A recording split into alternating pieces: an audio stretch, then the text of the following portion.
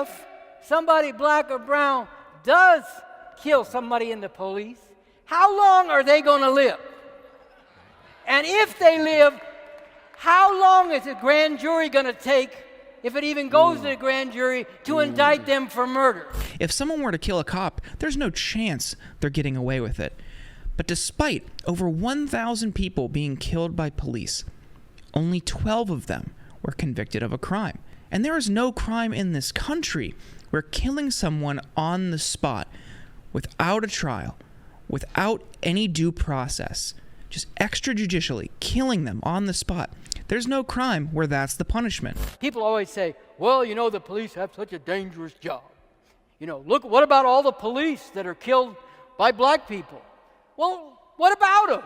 First of all, you can't hardly find any. You go and take the statistics for the number of police that have been killed over the last 30 years and put it up against the number of black youth and brown youth that have been killed by the police, and one of them will be like this and the other one will be like that. Have you ever noticed how conservatives try to change the subject when we want to talk about gun violence? Or police brutality? Or anything for that matter? Whenever we try to talk about systemic issues in this country and how we fix them, conservatives always want to change the subject. And this video does a good job debunking one of those lines of argument. So when people talk about police brutality, they talk about how disproportionately black people are killed more by police than white people. But then conservatives will try to say, well, what about police officers who are killed in the line of duty? Do you know what the #1 killer of cops in the line of duty last year was? It was COVID. How many times have you heard over and over again, well, we have to respect the process. We have to let the system play out. We have to let the system work. But this is the system working. The assassination of Michael Brown and so many others, thousands of others, that is the system working.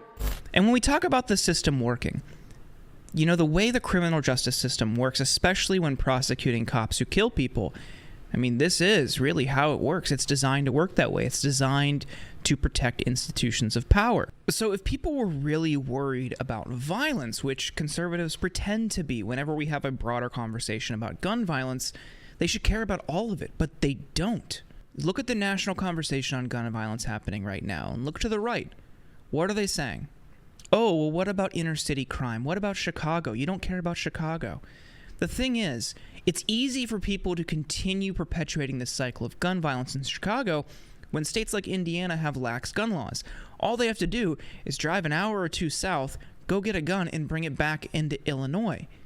And we're not going to be able to curb this collectively until we have a national standard on gun control, because a piecemeal framework is only going to create havens for gun purchases in red states, which makes it easy for people who are violent to continue this trend.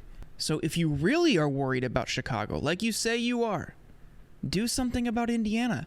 Do something about the ability to purchase guns freely in other states. There are common sense measures that a broad percentage of the population supports, both in police reform and gun reform.